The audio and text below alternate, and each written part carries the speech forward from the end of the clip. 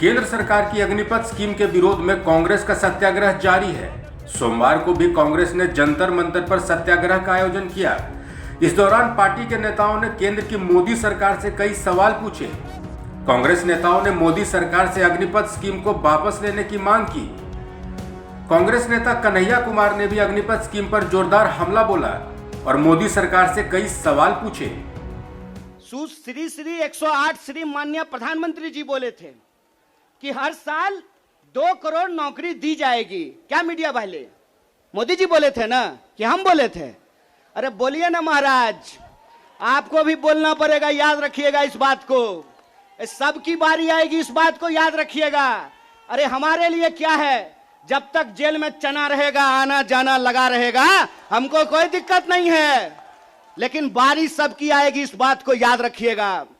कहे थे ना मोदी जी कि हर साल 2 करोड़ रोजगार देंगे, बोले थे कि नहीं बोले थे? अरे बोलिए ना, आप कांग्रेस के कार्यकर्ता हैं, भाजपा के थोड़े हैं कि डर जाएंगे। बोलिए, बोले थे ना? बोले थे ना कि महंगाई कम होगी? बोले थे ना खाते में 15 लाख रुपया आएगा? बोले थे ना अच्छा दिन आएगा? आया क्या? मोदी जी के स्टाइल में पूछूं क्या, आया क्या? अब नया जुमला आया है।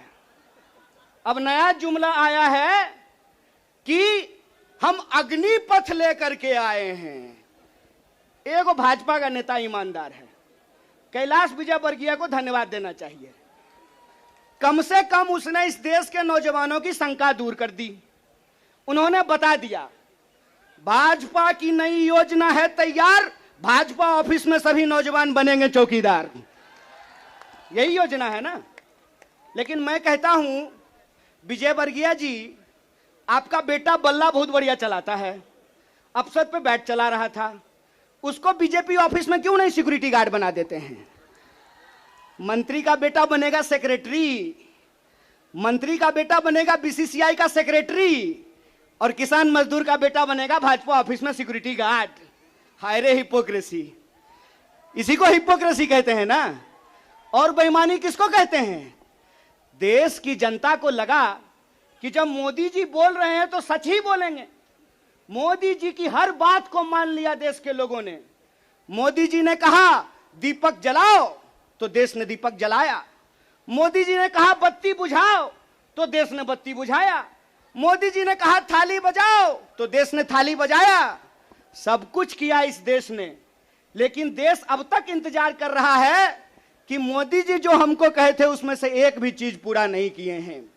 और ये देश की जो परिस्थिति है, इस परिस्थिति पे मुखर होकर के हमारे नेता बोलते हैं। इस बात का हमको गर्व है कि सरकार के सामने बिना झुके कोई लड़ता है अड़ करके, तो उसका नाम राहुल गांधी है। उसको डराना चाहते हैं, उसको डराना चाहते हैं, उसको झुकाना चाहते हैं। अरे आप कहते हैं मोदी जी मैं भी चौकीदार, मोदी जी के समर्थन में लोग कहते हैं मैं भी चौकीदार। ये चौकीदार नहीं हैं, ये देश के ठेकेदार हैं। और ये देश के ठेकेदार कैसे हैं? क्योंकि इस देश के लोगों का, उनके भविष्य को ये ठेके पे कर देना चाहते हैं। ये जो अग्निपथ योजना है, इसकी मोटी मोटी बात आप समझ लीजिए। मैं बड़े ध्यान से सारा प्रेस कॉन्फ्रेंस सुन रहा हूं। प्रेस कॉन्फ्रेंस में सरकार जिलेबी की तरह गोल गोल कर रही है, हर चीज को सब कुछ बोल रही है, सब फायदा गिना रही है। हो सकता है कि कोई भाजपा का मंत्री यह भी आकर के कह दे कि अग्निपथ योजना में शामिल होने के बाद आपका बाल नहीं गिरेगा। जिस तरीके से उसके फायदे गिनाए जा रहे हैं, लेकिन असली बात नहीं बताया जा रहा है।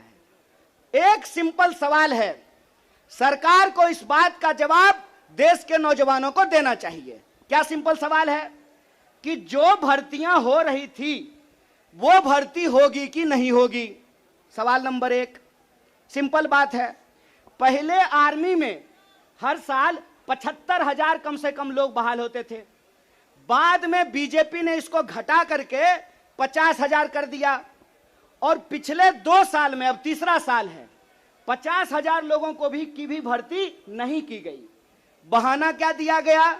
बहाना दिया गया कि कोरोना था, इसीलिए भर्ती नहीं किए।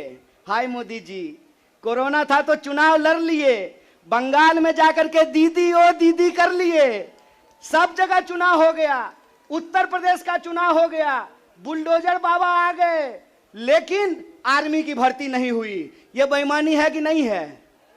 रोजगार देने में कोरोना है और चुनाव लड़ने में कोरोना नहीं है। और अगर आप बैकलॉग को देखेंगे, 50,000 को अगर मान लें, तब भी 1.5 लाख बहाली होनी चाहिए थी। 1.5 लाख ये बहाली नहीं कर रहे हैं। 1.5 लाख बहाली ये करेंगे कि नहीं करेंगे, इसको ये नहीं बता रहे हैं। ऊपर से ये एक नया योजना लेकर के आ गए हैं। तो एक ना छोटा सा कहानी हमको याद आ रहा है। बच्चा बहुत जोर जोर से रो रहा था, कहा मम्मी दूध पिला दो, दूध पिला दो। मम्मी उसको उठा करके अलमीरा पे बिठा दी।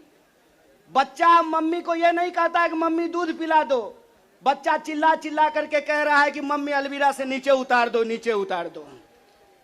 लोग मांग रहे थे हर साल 2 करोड़ नौकरी, इन्होंने हर साल 2 करोड़ नौकरी नहीं दी, ऊपर से एक नया योजना लेकर के आ गए हैं। पूरा का पूरा भाजपा के तंत्र को उसमें लगा दिए हैं कि आप बताइए कि अग्निपथ के क्या फायदे हैं।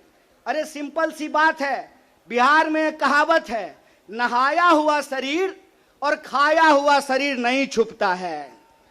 जो चीज अच्छी होती है उसका फायदा बताने का जरूरत नहीं होता है। जो चीज में कोई खराबी होती है उसका खराबी छुपा करके, आपके घर पे कोई सामान बेचने के लिए आता होगा तो उस सामान का सब कुछ अच्छा अच्छा ही बताता होगा। आप ट्रेन में जब जाते होंगे, बस में जाते होंगे, तो जब जूसर बेचने वाला आता है तो एक संतरा से आपको 1 गिलास जूस निकाल करके दिखाता है, और वही जूसर जब आप घर पे लेकर के जाइएगा तो आधा गिलास जूस भी आपको आपके घर में नहीं निकलेगा। ये जो बेचने की मानसिकता होती है, इस बेचने की मानसिकता के खिलाफ हैं। ये सत्याग्रह 2 लोगों के बीच में है। जावेद अख्तर ने लिखा है, इस एक हमारी एक और उनकी मुल्क में है आवाजें 2 आवाज है। एक वो आवाज है जो इस देश को बेचना चाहता है, वो देश के सरकार में बैठे हुए हैं। एक वो आवाज है जो देश को बचाना चाहता है, वो सड़कों पे खड़ा है, वो जंतर मंतर पे बैठा हुआ है, वो सत्याग्रह कर रहा है।